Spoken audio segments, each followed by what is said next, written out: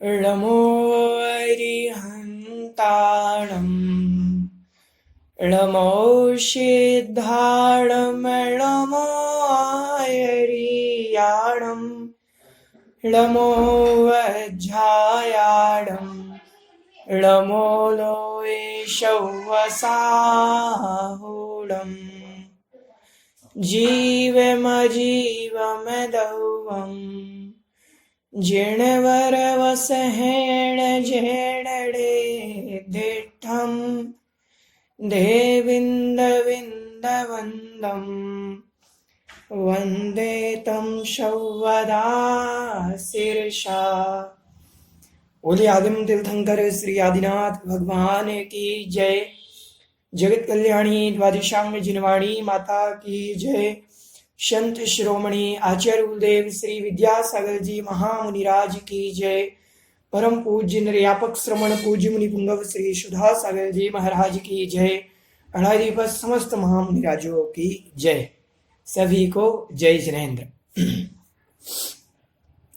चलिए, हमने पिछली गाथाओं में जीव के 8 जो गुण हैं उनको जाना कि जीव जीने वाला है, उपयोगमयी है, भोक्ता है, करता है, शरीर प्रमाण है, संसार में स्थित है, सिद्ध है, स्वभाव से ऊर्ध्वगमन स्वभाव वाला है, और एक और रह गया जीवो भोगमौ अमुत्ति अमूर्तिक है।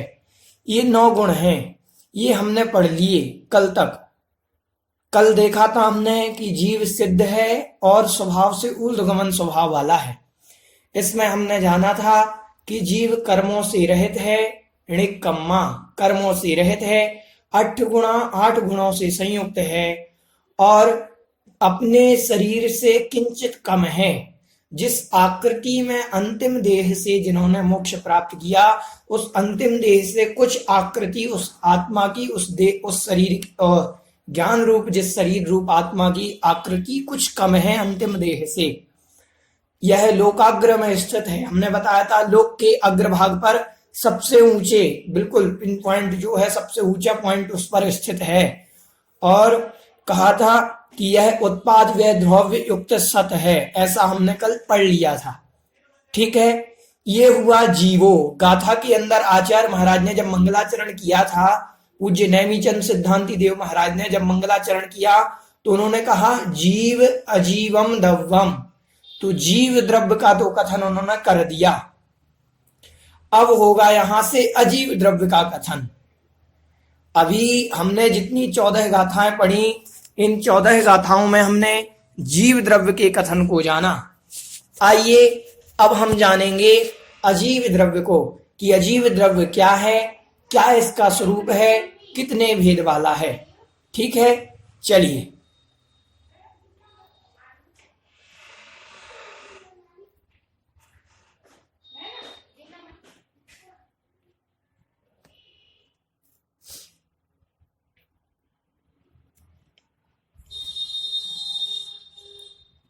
ये हमने पढ़ लिया था गाथा क्रमांक 14 तक। आज पढ़ेंगे अपन गाथा क्रमांक 15, अजीव द्रव्य का कथन। आइए सबसे पहले गाथा का उच्चारण करते हैं।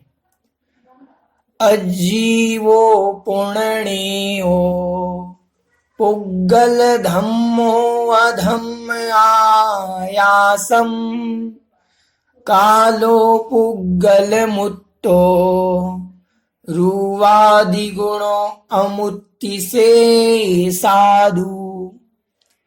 अजीवो पुण्यो पुग्गल धम्मो अधम्म आयासम कालो पुग्गल मुत्तो रुवादिगुणो अमुत्ति से साधु। आइए गाथा का उच्चारण जो भी करना चाहते हो हैंड रेस करेंगे। जी निशा जी आपको अनम्यूट कर रहे हैं। जी निशा जी आपको अनम्यूट किया, गाथा का उच्चारण करें। आपकी आवाज नहीं आ रही है, आप वहां से भी अनम्यूट हो जाएं। जी अब बोलिए। पुनः म्यूट हो गई आप।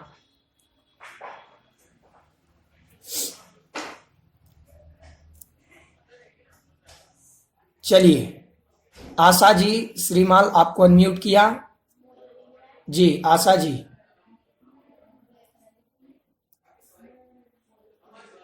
आशा जी आप लोग वहां से भी अनम्यूट कर लिया करें, आपके यहाँ साइड में ऑप्शन आता है। आज क्या हो रहा है, लेट हो रहे हैं आप लोग। चलिए, स्मिता जी शाह आपको अनम्यूट कर रहे हैं। स्मिता जी शाह। हाँ जी भैया जी। जी हाँ जी। अजीवो पुण्यो उग्गल धम्मो अधम्म आयासम कालो पुग्गल मुत्तो रोवादि गुणो अमूर्ति से साधु। ठीक है, अच्छा प्रयास है। ठीक है अन्नू जी, भैया। जी जी अच्छा प्रयास है। अन्नू जी चित्तौड़, चित्तौड़ भैया जी। जी। अजीवो पुण्यो पुग्गल धम्मो अधम्म आयासम कालो पुग्गल मुत्तो रुवादि मुत्से साधु। चलिए, सारिका जी कोटा आपको अनम्यूट कर रहे हैं। जी भैया।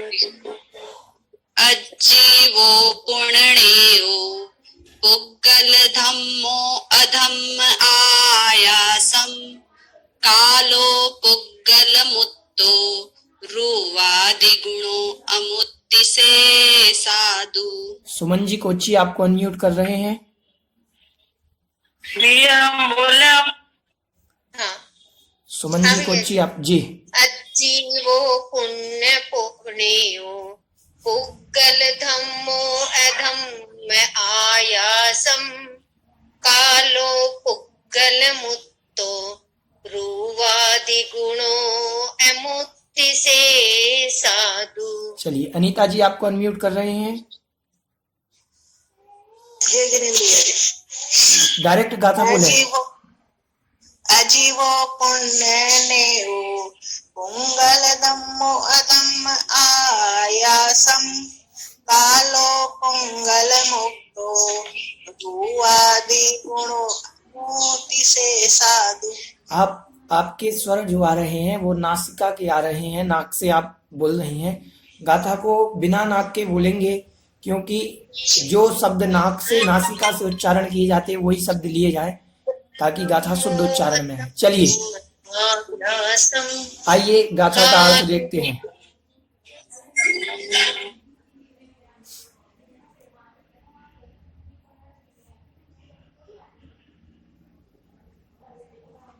आइए अब हम देखते हैं गाथा का अर्थ। यहां पर कह रहे हैं अजीव द्रव्य का कथन। हमने पिछली गाथाओं में जीव द्रव्य के 9 विशेष गुणों को जाना था। अब हम देखेंगे अजीव द्रव्य का कथन। अजीवो मतलब अजीव, पूर्ण मतलब और, णेयो मतलब जानो। अब और अजीवों को जानो। अजीव कौन कौन से हैं? तो कह रहे पुग्गल मतलब पुद्गल, पुद्गल द्रव्य अजीव है। धम्मो मतलब धर्म द्रव्य, अधम्मो मतलब अधर्म द्रव्य, आयासम मतलब आकाश द्रव्य। कितने हो गए? उद्गल, धर्म, अधर्म, आकाश, 4 द्रव्य। और कह रहे कालो, काल द्रव्य। ये 5 द्रव्य जो हैं ये अजीव हैं। अर्थात द्रव्य कितने होते हैं? द्रव्य 6 होते हैं। उन 6 द्रव्यों में जीव द्रव्य को छोड़ करके शेष 5 द्रव्य अजीव द्रव्य हैं। उद्गल, धर्म, अधर्म, आकाश और काल। ठीक है, ये क्या है? अजीव हैं। अब पुद्गल की बात कर रहे हैं कि पुद्गल क्या है? तो कह रहे पुग्गल मुत्तो, पुद्गल मूर्तिक है। पुद्गल द्रव्य का स्वरूप बतलाने लगे कि पुद्गल द्रव्य कैसा है? कहा मूर्तिक है। और रूवादि गुणों, क्यों है मूर्तिक? क्योंकि उसमें रूप, रस, गंध, वर्ण ये पाए जाते हैं। रूप आदि, रूवादि मतलब रूप आदि गुण उसमें पाए जाते हैं, इसीलिए पुग्गल मूर्तिक है। और अमुत्ति से साधु, अमुत्ति मतलब अमूर्तिक है। कौन? शेषा मतलब शेष, दु मतलब परंतु, किंतु, किंतु शेषा मतलब शेष जो है वो अमूर्ति मतलब अमूर्तिक हैं। अमूर्तिक क्यों हैं? क्योंकि उनमें रूप रस गंध वर्ण पाए नहीं जाते। उद्गल द्रव्य के अलावा किसी द्रव्य में रूप रस गंध वर्ण नहीं पाए जाते। तो यहाँ पर कहा कि उद्गल मूर्तिक है क्योंकि वह रूप आदि गुण वाला है, और अमूर्तिक है शेष सभी क्योंकि उनमें रूप आदि गुण नहीं पाए जाते हैं। एक बार और गाथा का अर्थ देखेंगे कि अजीवो मतलब अजीब हैं, पुण मतलब और जानियो मतलब जानो। किनको जानो? अजीबो मतलब अजीब को जानो। किन किन को जाने हम अजीब? तो कहा पुद्गल मतलब पुद्गल को अजीब जानो। धम्मो मतलब धर्म द्रव्य को अजीब जानो। अधर्म द्रव्य को अजीब जानो। आयासम मतलब आकाश द्रव्य को अजीब जानो। और कालो मतलब काल द्रव्य को अजीब जानो। ठीक है, ये 5 द्रव्य अजीब हैं।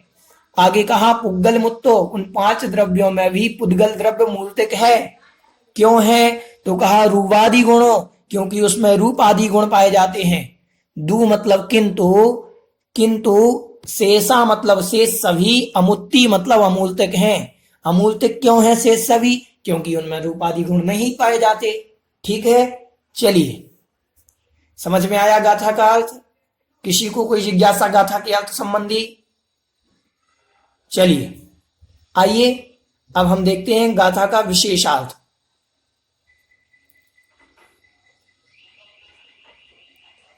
गाथा का विशेषार्थ भावार्थ देखेंगे कि जिसमें स्पर्श रस गंध वर्ण ये पाए जाते हैं।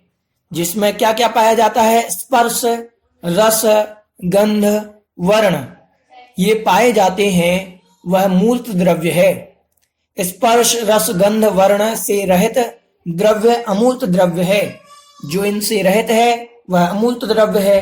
जिसमें चेतना हो वह जीव है।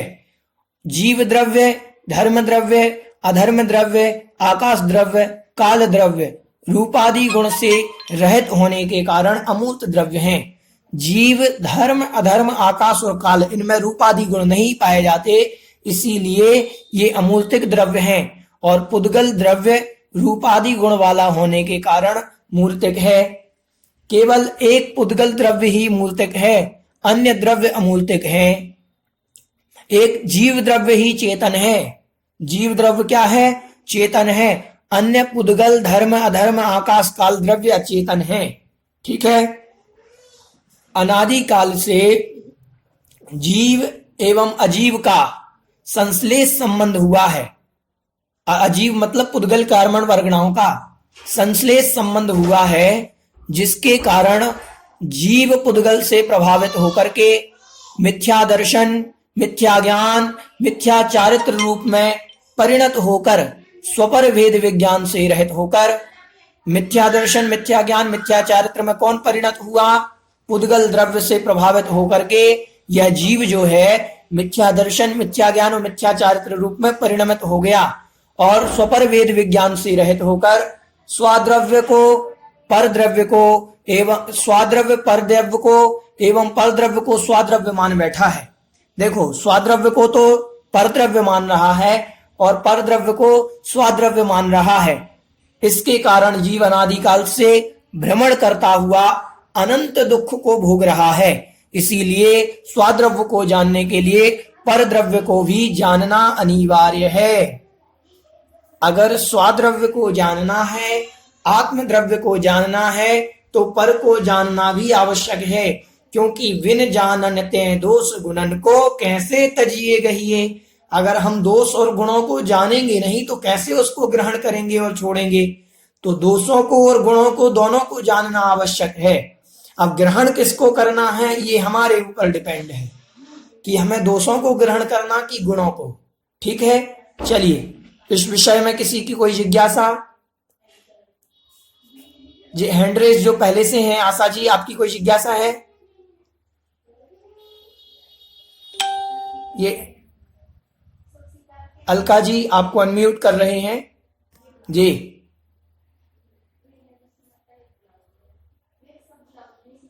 हेलो जय जिनेन्द्र भैया जी भैया आ गया, समझ में आ गया। हाँ हाँ हाँ, चलिए किसी और की जिज्ञासा हो हैंड रेज करेंगे। जी सारिका जी कोटा आपको अनम्यूट किया। भैया जी संश्लेष संबंध क्या होता है? संश्लेष संबंध होता है दूध और पानी की तरह। संश्लेष संबंध 3 प्रकार के होते हैं, उनमें एक संबंध आता है संश्लेष संबंध। एक होता है हमारा संबंध जो बाह्य में होता है, और एक होता है जैसे शरीर और आत्मा का संबंध, और एक कर्म और जीव का संबंध जो होता है इसको संश्लेष संबंध कहते हैं। इस संश्लेष संबंध के अंदर दूध और पानी जैसे मिलाया जाता है ऐसे ही मिल जाता है। इसमें हम पहचान नहीं सकते कि दूध कौन है, पानी कौन है, कर्म कौन है, आत्मा कौन है। तो अनादि काल से यह आत्मा और शरीर है, वो आत्मा और कर्म संश्लेष संबंध से रह रहे हैं। मतलब अनादि काल से कर्म के साथ रह रही आत्मा तो दूध और पानी की तरह मिल गए हैं, इससे कहते हैं संश्लेष संबंध। ठीक, चलिए प्रखर जी पहाड़िया मैं आपको अनम्यूट कर रहा हूं। जी जय जिनेंद्र जी। जी भैया जी, हमने 7वीं गाथा में नयों की अपेक्षा से देखा था कि जीव द्रव्य मूर्तिक और अमूर्तिक दोनों है। व्यवहार नय से मूर्तिक है और निश्चय नय से अमूर्तिक है। अभी हम देख रहे हैं कि जीव अमूर्तिक है, मतलब तो अभी हमें अपेक्षा से यहाँ पे लेना है कि ऐसे कोई जनरल क्वेश्चन हो तो क्या बोलने का कि जीव अमूर्तिक है? जीव सामान्यतया मूर्तिक ही है। हमने व्यवहार में क्यों बताया था? व्यवहार नय से वहां शब्द आया था कि वर्ण रस पंच गंधा दो भाषा अठ्ठिणिच्छया जीवे ऋणो संति अमुत्ति तदो व्यवहारा मुक्ति बंधा दो। तो यही तो बात कही थी वहां पर भी कि व्यवहार नय से मूर्तिक इसीलिए है क्योंकि उसके साथ कर्म बंध जुड़ा हुआ है, और कर्म बंध रहित है। वास्तविकता में जीव कैसा है? कर्म तो पुद्गल की पर्याय है और जीव एक स्वतंत्र द्रव्य है, कर्म एक स्वतंत्र द्रव्य है। ये पुद्गल द्रव्य है, ये जीव द्रव्य है। अब दोनों मिल गए, जब मिली जुली अवस्था थी, इनकी संश्लेष अवस्था थी, तो व्यवहार नय से कह दिया था कि जीव मूर्तिक है। समझ में आ रहा है? दूध में हमने पानी थोड़ा सा मिला दिया और फिर आपको दूध का गिलास दिया, तो आप क्या कहोगे, ये दूध का गिलास है कि पानी का गिलास? दूध का गिलास मानेंगे, मानेंगे ना कि ये दूध का गिलास है। ऐसे ही व्यवहार में तो यही कथन में आएगा कि ये दूध का गिलास है, अर्थात व्यवहार नय से जीव मूर्तिक है और निश्चय नय से वास्तविकता में दूध में पानी नहीं, तो निश्चय नय से अमूर्तिक है। दूध दूध है, पानी पानी है। जी ठीक है जी भैया।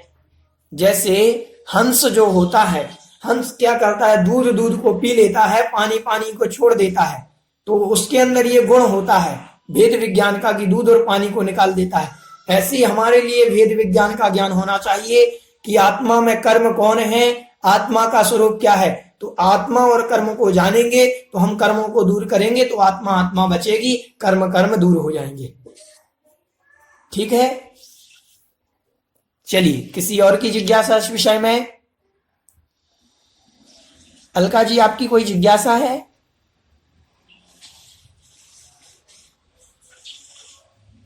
चलिए पुनः किसी की जिज्ञासा? अलका जी आपकी कोई जिज्ञासा है क्या? आपको अनम्यूट नहीं नहीं है जी। जी जी चलिए, नहीं। ये हैंड ओवर कर लिया करें नहीं, ताकि नहीं, इससे क्या होता है कंफ्यूज नहीं होते हम। ठीक ठीक। चलिए ठीक है, इस प्रकार से हमने जाना कि जीव द्रव्य को छोड़ करके अन्य जो 5 द्रव्य हैं ये अजीव हैं। कौन कौन से? पुद्गल, धर्म, अधर्म, आकाश, काल। ठीक है, चलिए अब हमने ये जान लिया था पुद्गल, धर्म, अधर्म, आकाश, काल। अब इसके बाद इसमें बताया कि पुद्गल द्रव्य मूर्तिक है, शेष द्रव्य अमूर्तिक है। पुद्गल द्रव्य मूर्तिक इसलिए है क्योंकि इसमें रूप रस गंध वर्ण पाए जाते हैं। इस द्रव्य में रूप रस गंध वर्ण ये पुद्गल में पाया जाता है। इसके अलावा अन्य किसी द्रव्यों में रूप रस गंध वर्ण नहीं पाया जाता। आपको ये समझ में आया? चलिए आज हम अग्रिम गाथा की ओर बढ़ते हैं। और क्या है, पुद्गल द्रव्यों की पर्यायों के बारे में बतला रहे हैं आगे। आइए देखते हैं। पुद्गल द्रव्य की 10 पर्यायें। पुद्गल द्रव्य की पर्यायें क्या क्या है? पुद्गल द्रव्य का स्वरूप तो हमने जान लिया कि रूप रस गंध वर्ण ये पुद्गल का स्वरूप है, लेकिन उसकी पर्याय हमें देखने में मिलती हैं। हाँ बिल्कुल मिलती हैं। तो क्या है? तो कह रहे सद्दो वंदो सुहुमो, सद्दो वंदो सुहुमो, थूलो संठान भेदतम छाया, उज्जोदाद वसहिया, उज्जोदाद वसहिया। देखें, उज्जोदाद वसहिया, उज्जोदाद वसहिया। अब साथ में पढ़ेंगे तो ऐसा आएगा, उज्जोदाद वसहिया, पुग्गल दवस्य पज्जाया, उज्जोदादव सहिया, पुग्गल दवस्य पज्जाया, सद्दो वंधो सुहुमो, थूलो संठान भेदतम छाया, उज्जोदादव सहिया, उज्जोदादव सहिया, पुग्गल दवस्य पज्जाया। चलिए, कोई गाथा का उच्चारण करना चाहेंगे? जी, अर्चना जी कोटा, आपको अनम्यूट किया। जी, अर्चना जी कोटा, आपको अनम्यूट किया है। सद्दो बद्धो सुहुमो, थूलो संठान भेदतम छाया, उज्जोदादव सहिया, पुग्गल दवस पज्जाया। हाँ, बंधो, वद्धो नहीं, बंधो, सद्दो के बाद बंधो। बंधो। हाँ हाँ, बंधो। जी, रीनू जी पहाड़िया आपको अनम्यूट कर रहे हैं। सद्दो बंधो दासो। चलिए, रीनू जी पहाड़िया, आपको अनम्यूट किया। सत्तो बंधो सुहुमो, थूलो संठान भेदतम छाया, उज्जोदाद वसहिया, पुग्गल दवस पज्जाया। चलिए, आशा जी आपको अनम्यूट कर रहे हैं। जी, सद्दो बंधो सुहुमो, थूलो संठान भेदतम छाया, उज्जोदादव सहिया, पुग्गल दवस पज्जाया। निधि जी आपको अनम्यूट कर रहे हैं। जी भैया जी।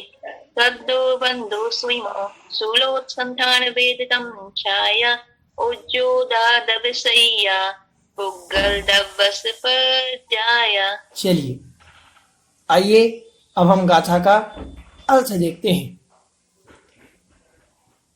निशा जी, आप हैंड रेस किया करें। यहां से अब अगर स्क्रीन पे दिख जाएंगी तो ही हैंड रेस कर दिया करें। चलिए, आप भी गाथा का उच्चारण कर लीजिएगा।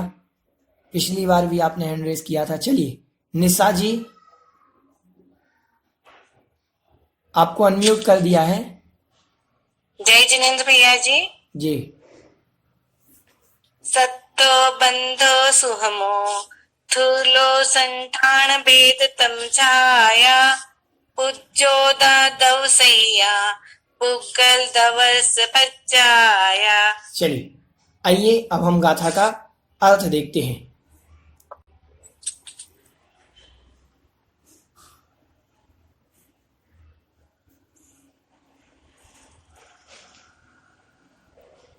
सद्दो मतलब शब्द, सद्दो मतलब शब्द, वंधो मतलब बंध, जुड़ना, मिलना, बंध मतलब जोड़, सुहुमो मतलब सूक्ष्म, सूक्ष्म मतलब छोटा, थूलो मतलब स्थूल, स्थूल मतलब मोटा, संठान मतलब संस्थान, संस्थान मतलब होता है आकृति, किसी भी प्रकार की आकृति बनना। ठीक है। भेद मतलब टुकड़ा करना, भेद होना, टुकड़े होना। तम मतलब अंधकार, तम मतलब अंधकार, छाया मतलब परछाई, छाया। और कह रहे उज्जोद, उज्जोद मतलब होता है उद्योत, उज्जोद मतलब होता है उद्योत, उद्योत मतलब होता है चांदनी, जैसे चंद्रमा का प्रकाश उसे कहते हैं उद्योत। जैसे अपन प्रकाश कहते हैं, उद्योत मतलब प्रकाश। और आतप, आतप मत देखो यहां दो शब्द हैं, आतप, उज्जोद, और उज्जोद के बाद निकलेगा आदव, आदव मतलब आतप, सहिया मतलब सहित, उज्जोद आदव सहिया। तो उज्जोद मतलब उद्योत मतलब चंद्रमा का प्रकाश, आदव, आदव मतलब आतप, आतप मतलब सूर्य का प्रकाश, सहिया मतलब इनसे सहित। पुग्गल द्रव्यस्य, पुद्गल द्रव्य की, पज्जाया मतलब पर्याय हैं, पुद्गल द्रव्य की पर्याय हैं।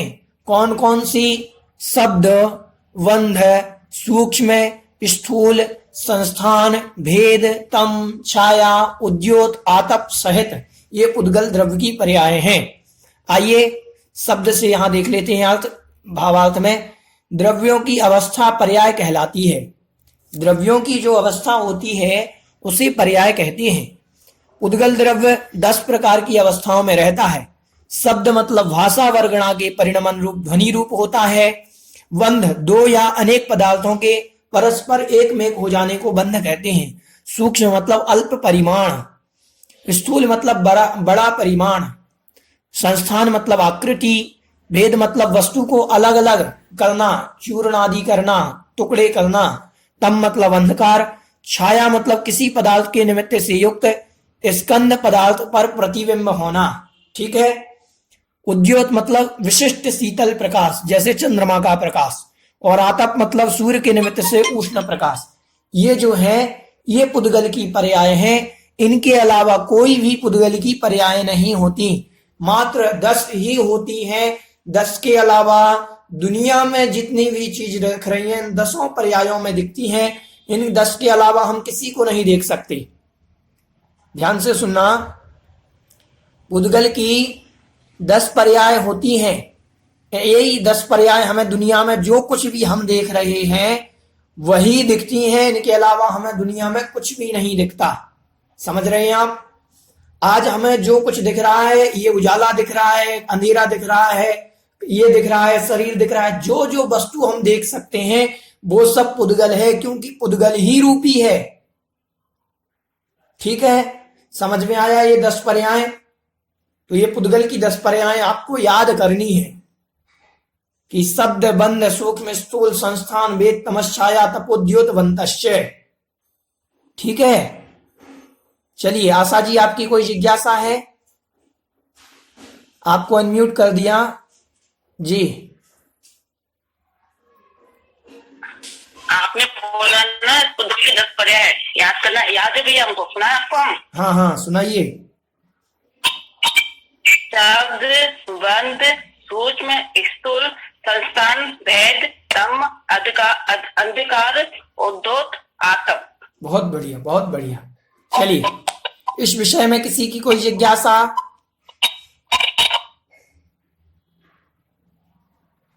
पुद्गल की 10 पर्याय समझ में आई? चलिए, 1 मिनट की नहीं की जिज्ञासा है। ये आईफोन, आप वहां से होंगे महाराष्ट्र से।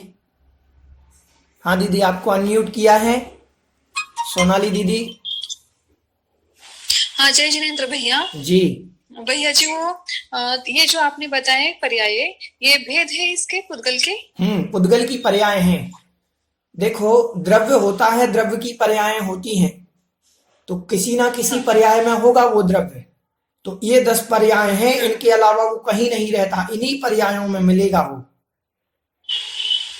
हाँ, तो ये इसके प्रकार हो गए। हाँ हाँ हाँ, पुद्गल के ये 10 प्रकार भेद हो गए ये। बिल्कुल बिल्कुल, ऐसे जानना। हाँ हाँ, ये रूपी अच्छा, हैं, ये हाँ। रूपी हैं और दिखाई देने वाले हैं, पकड़ में आने वाले हैं। हाँ हाँ हाँ हाँ, हाँ चलिए। हाँ, ठीक है भैया। निकिता जी गांधी, आपको अनम्यूट किया।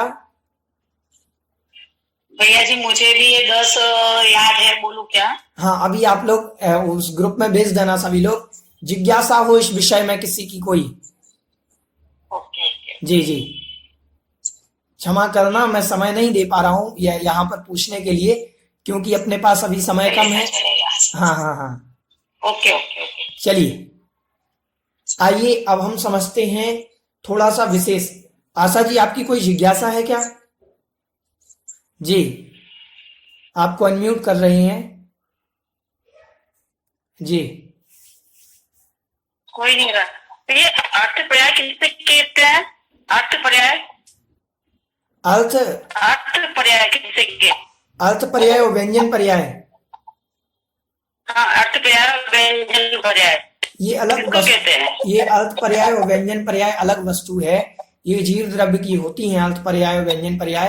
अर्थ पर्याय होती है शुद्ध द्रव्य की और व्यंजन पर्याय होती है अशुद्ध द्रव्य की, तो ऐसा समझना चाहिए।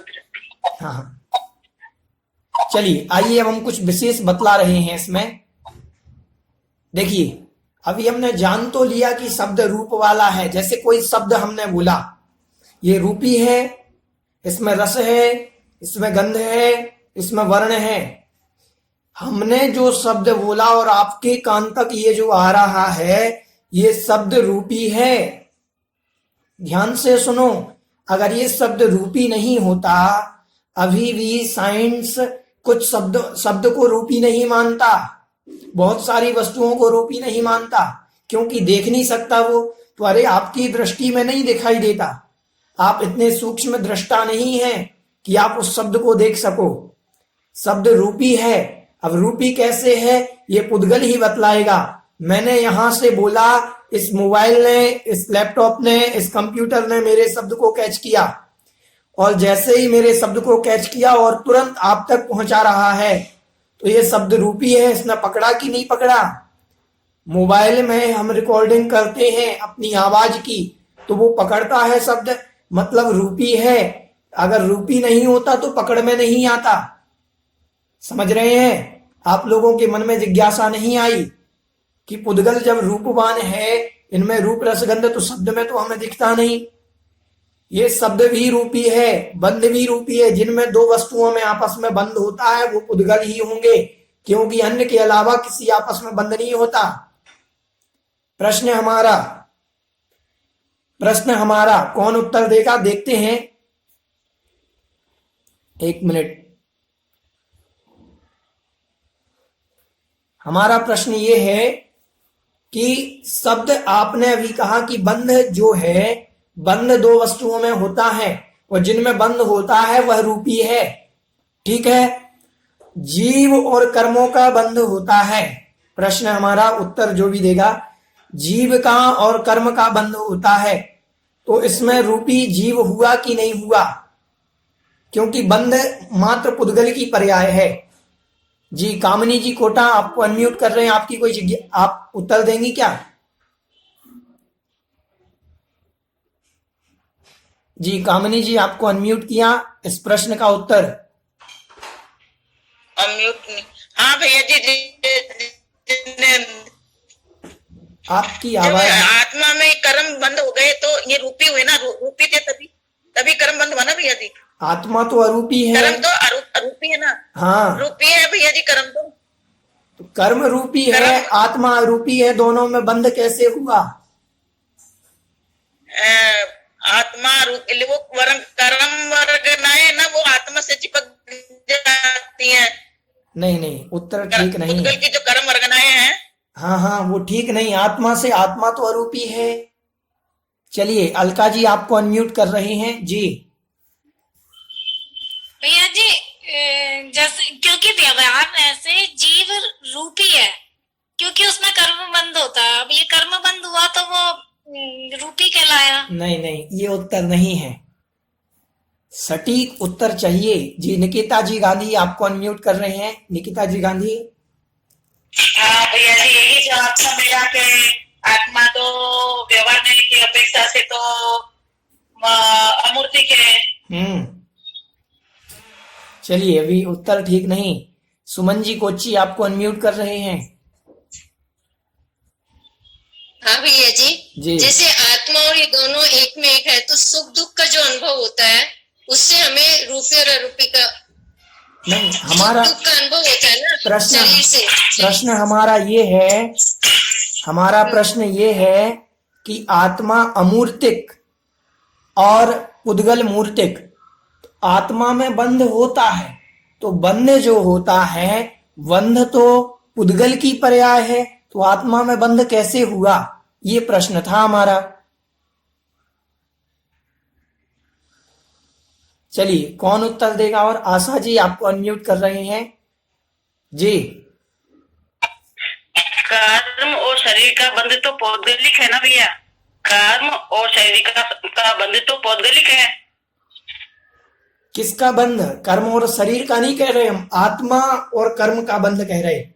आत्मा और कर्म का जो संश्लेष संबंध होता है, ये जो बंधते हैं, तो बंध तो दो वस्तुओं में किन में होगा? जो पुद्गल होंगे।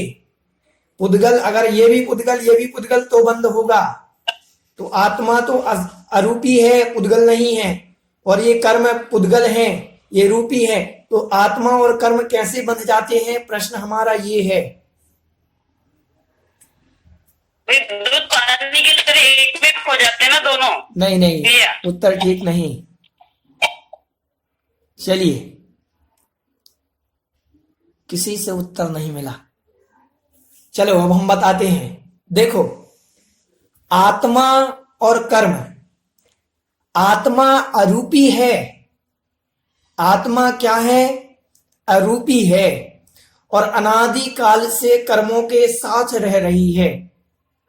तो कर्मों में कर्म का बंध होता है, आत्मा में कर्म का बंध नहीं होता। कर्म में कर्म बंधते हैं। आत्मा के साथ जो राग द्वेष रह रहे हैं, उन राग द्वेष के कारण वही कर्मों में कर्म बंधते हैं। बंधन प्रक्रिया तो मात्र कर्म की होती है। वो स्वयं आपस में बंधते हैं, बस वो आत्मा के साथ रह रहे हैं, इसीलिए आत्मा में बंध कह दिया जाता है। आत्मा के साथ संश्लेष संबंध है, लेकिन आत्मा के साथ रहने के कारण, जैसे दूध में पानी मिलाया, तो दूध में जब हमने पानी मिलाया तो पानी में पानी मिल रहा है, दूध के कण दूध में है। जब हंस आएगा तो दूध निकाल लेगा, पानी छोड़ जाएगा। तो उसको कैसे मालूम? तो बताया कि पानी में पानी मिला और दूध में दूध रहा। तो आत्मा में कर्म बंध तो मिल रहा है वहां जाकर के, लेकिन बंध तो कर्मों का कर्म से हो रहा है। तो पुद्गल में पुद्गल का बंध होता है। समझ आ रहा है? पुराने कर्म जो आत्मा में चिपके हैं, उन आत्मा के उन पुराने कर्मों में नए कर्म चिपकते हैं। तो पुद्गल में पुद्गल का बंध होता है। समझ रहे हैं आप? आत्मा में, शुद्ध आत्मा में देखा जाए, निश्चय नय से, शुद्ध निश्चय नय से आत्मा में ना बंध होता है। ऋणवी वो पढ़ते हैं अपन, समय सार जी की एक गाथा है कि अहमिको खलु शुद्धो दंसणाणमय्यो सदारूवी रणवियथि मज्ज किंचिवी अन्नम परमाणु मित्तम्पी, कि मेरा कुछ भी नहीं है, ये परमाणु मात्र भी जो कर्म के ये चिपके हुए हैं, ये भी मेरे नहीं है, क्योंकि मैं तो अमूर्त स्वभाव वाला हूं, अरूपी हूं। तो अरूपी में रूपी का बंध नहीं होता, बस वो अरूपी के साथ जो रूपी रह रहा है, तो रूपी में रूपी का बंध होता है। समझ में आया? चलिए, और किसी की जिज्ञासा विशेष? चलिए, आज 2 गाथाएं हुई। इस विषय में किसी की कोई विशेष जिज्ञासा तो नहीं? आइए जिनवाणी स्तुति करते हैं। ठीक है। बोधि ही समाधि परिणाम सुधि स्वात्मोपलब्धि शिव सौख्य सिद्धि चिंतामणिं चिंतति वस्तुदाने त्वां वंद्यमानस्य ममस्तु देवी। 9 बार नमोकार।